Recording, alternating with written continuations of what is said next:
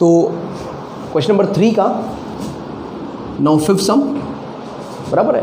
तो इसमें फिफ्थ में डी का वैल्यू 5 दिया है, S9 का वैल्यू हमको 75 दिया है, ए का वैल्यू और A9 का वैल्यू हमें फाइंड करना है। ठीक है, तो हम क्या करते हैं, A9 को तो हम डायरेक्ट फाइंड कर लेते हैं। तो A9 होगा A + 8D, पर प्रॉब्लम यहाँ पर ये है कि A का वैल्यू ही नहीं है, तो डायरेक्टली जाकर इसको फाइंड नहीं कर सकता मैं। सबसे पहले मुझे A का वैल्यू फाइंड करना पड़ेगा, और कोई चीज़ है भी नहीं जो मुझे A का वैल्यू दे दे सिवाय इसके S9 के।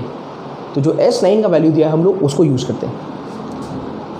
तो सबसे पहले Sn क्या होता है, तो वो होता है n/2 2a + n-1 into D. मैं A और A9 को यूज़ इसलिए नहीं कर रहा हूँ क्योंकि दोनों ही वैल्यू नहीं है, तो यहाँ पर 2 अननोन हो जाएंगे बराबर है। इसके लिए हम लोग ये वाला पूरा टर्म यूज़ कर रहे हैं, जो फर्स्ट मेथड है सम फाइंड करने का वो वाला मेथड यूज़ कर रहे हैं। देयरफॉर Sn यानी S9 ये हो जाएगा 9/2, ये हो जाएगा 2a + 9-1 8d, और d का वैल्यू क्या है 5। S9 का वैल्यू हमारे पास 75 है, तो ये 75 लिख लेंगे। ये हो जाएगा हमारा 9/2, ये 2a + 8 = 40। ठीक है, यहाँ पर थोड़ा सा स्मार्ट वर्क कर लो। यहाँ से जो 2 है ना, ये 2a है, ये 40 है, इसमें से 2 को कॉमन ले लो, तो 2 जो बाहर आएगा तो ये कुछ ऐसा हो जाएगा, ये 75 एज इट इज़, ये 9/2 इंटू ये 2 बाहर आया, अंदर क्या बचा a, और ये 20, 2 को कॉमन ले लिया ना, तो इधर 2 से डिवाइड किया तो a बचा, और इधर 2 से डिवाइड किया तो 20 बचा। जिसको कॉमन लोगे उसी से डिवाइड करना होता है, करेक्ट। और ये 2 कैंसिल, तो ये 75 = 9, और ये क्या आ गया a + 20। ठीक है, अब क्या करेंगे हम लोग, ये 75 और 9 को डिवाइड कर देंगे। 75 और 9, क्योंकि ये पूरे ब्रैकेट के साथ 9 मल्टीप्लाई में, तो इधर आएगा तो किस में जाएगा डिवाइड में। देयरफॉर 75/9 = a + 20, करेक्ट है। अब 20 को इधर भेज दो, या इसको थोड़ा फर्दर ये कर लो, सिंप्लीफाई कर लो। 3 का टेबल जाता है ना, 3 75 को 3 से डिवाइड किया तो ये इसमें हो जाएगा 3 3 सा 75, 3 से कितना हो गया, ये 3 2 सा और 5 सा, तो ये 25/3 हो गया। अरे 3 3 सा 9 में 3 3 सा, और 75 में 3 25 सा, तो ये 25/3 हो गया। और ये क्या हो गया a + 20। अब 20 को इधर लेके आ जाओ, तो 25/3 - 20 = a। इधर नीचे 1 ले लेते क्रॉस मल्टीप्लाई करने के लिए, तो ये कैसा हो गया 25 - 60/3 = a। ये 1 × 25 25 - 60/3 = a। तो ये हमारा जो है कैसा बचेगा अभी 35 - 35/3 = a। ये होगा हमारा a का वैल्यू। पॉइंट में लाने की जरूरत नहीं है, फ्रैक्शन में से छोड़ दो, सिंपलेस्ट फॉर्म ऑफ फ्रैक्शन में छोड़ दो। ठीक है, तो मिल गया a का वैल्यू, ये जो पहला फाइंड करना था हमने। अब हम फाइंड करते हैं A9। तो A9 क्या होगा, तो ये जो फर्स्ट पार्ट हमने किया, ये फर्स्ट पार्ट जो सॉल्व किया उससे हमें a का वैल्यू मिल गया। अब सेकेंड पार्ट में हम लोग A9 फाइंड कर लेते हैं। तो A9 होगा a + 8d, a का वैल्यू है -35/3 प्लस d का वैल्यू है 8, d का वैल्यू कितना है 5, तो ये कितना हो गया -35/3 + 40/1। अब क्रॉस मल्टीप्लाई करेंगे तो -35 4 3 = 12 यानी 120/3। अब इसको माइनस करके देखो, 120 - 35 कितना 95।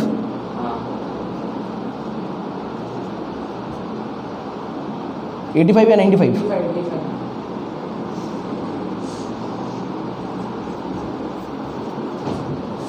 85/3 कितना आ जाएगा 85/3, समझ में। तो ये हो गया हमारा A9 का value. So now question number 3, सब क्वेश्चन 6। इसके अंदर A का वैल्यू 2 है, D का वैल्यू 8 है, एस एन का वैल्यू 90 है, एन का वैल्यू और ए एन का वैल्यू हमें फाइंड करना है। तो सबसे पहले जो एस एन का वैल्यू दिया है ना वो यूज़ कर लेते हैं हम लोग। तो एस एन क्या होगा, n/2 इंटू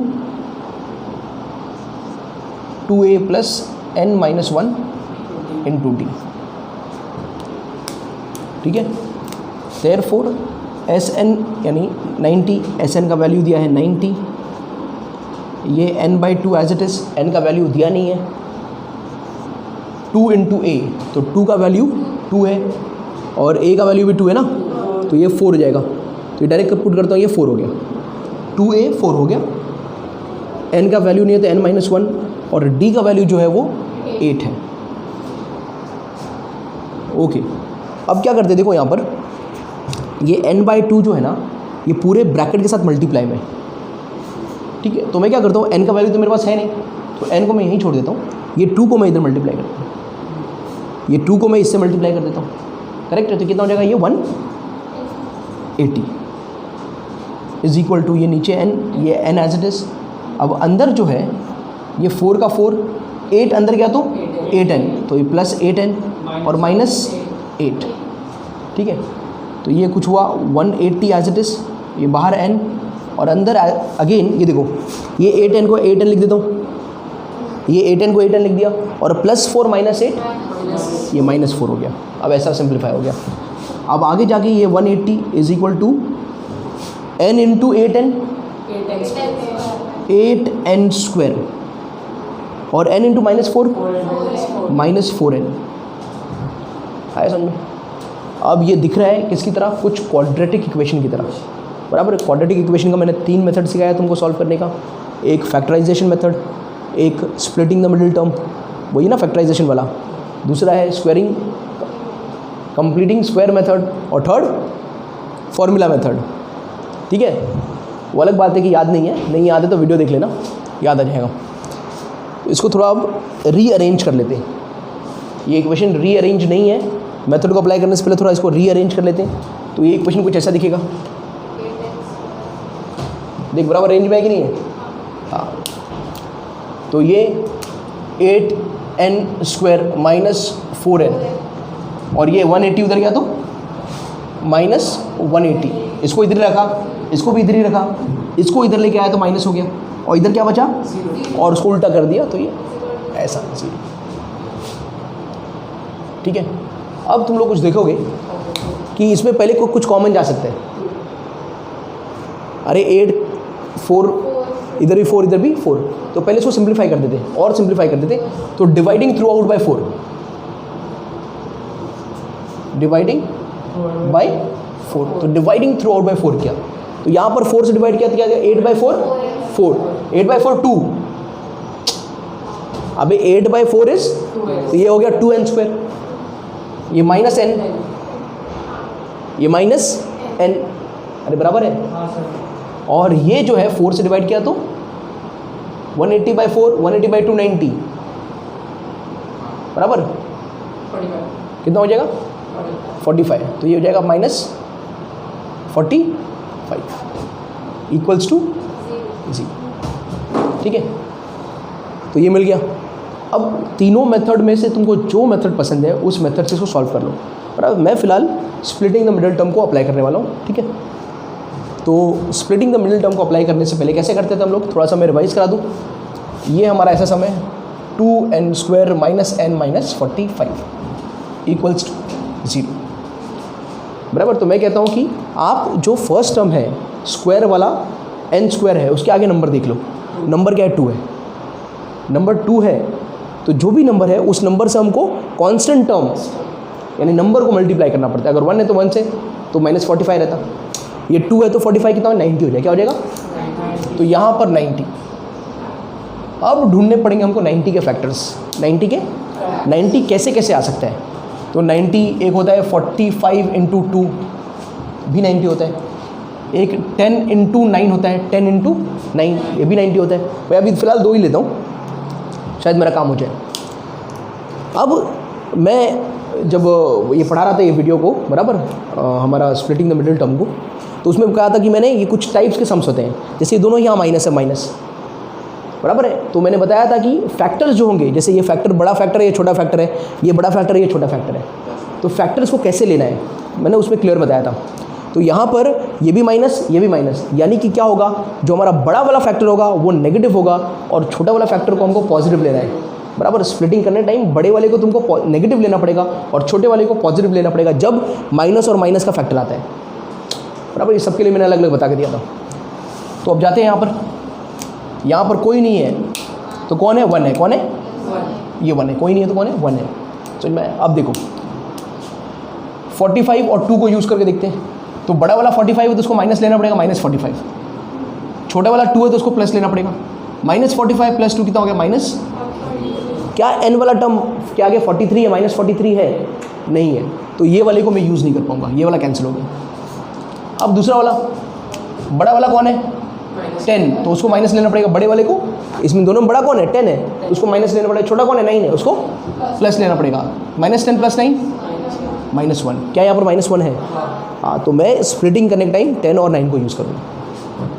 तो इस तरह से देयरफॉर ये 2n² -10n + 9n, बड़े वाले को माइनस में यूज़ करूँगा और छोटे वाले को प्लस में।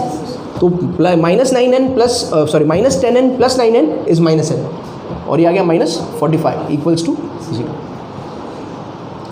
अब कर लेंगे हम लोग ग्रुपिंग, तो इन दोनों का और इन दोनों का, तो 2n कॉमन यहाँ से, तो n - 5 + 9 कॉमन यहाँ से, तो n - = 0, बराबर है। देयरफॉर या तो n - 5 और ये 2n + ये 2 कॉमन थे तो उसके एक बार ले लिया, और बचे हुए 2n + 9 एक बार ले लिया। तो n - 5 = 0 और 2n + 9 = 0। तो यहाँ से जो n का वैल्यू है वो आ गया 5, -5 उधर गया तो 5 आ गया, और यहाँ से जो n का वैल्यू है वो -9/2 हो जाएगा, बराबर है। अब AP में हमने क्या कहा था, n का वैल्यू क्या है, नेचुरल नंबर है। ये नेचुरल नंबर है क्या, बात खत्म। तो ये वाले को निगलेक्ट कर दिया हमने, तो किसको लेंगे, n = 5।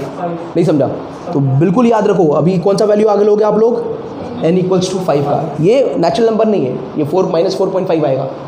नेचुरल नंबर पता है ना, हाँ, सब अपने होल नंबर के बाद सब जितने हैं, ओके। तो इस तरह से हमारा वैल्यू आ गया, n का वैल्यू कितना आ गया, 5 आ गया। n फाइंड करना था क्या, यस, n हमको फाइंड करना था, ठीक है। तो ये मिल गया 5। अभी क्या फाइंड करना है, an। तो an का फॉर्मूला क्या है, an = a + n - 1 × d, ठीक है। तो an = a कितना है, 2 + n कितना है, 5 -1, और d कितना है, 8। तो ये 2 + 4 × 8 और 2 + 32 कितना हो गया, 20, हाँ बराबर है 34। देखो 34 ही लिखा था, तो an कितना हो गया, 34। समझ में आया। तो हमने n का वैल्यू भी फाइंड कर लिया और an का वैल्यू भी फाइंड कर लिया।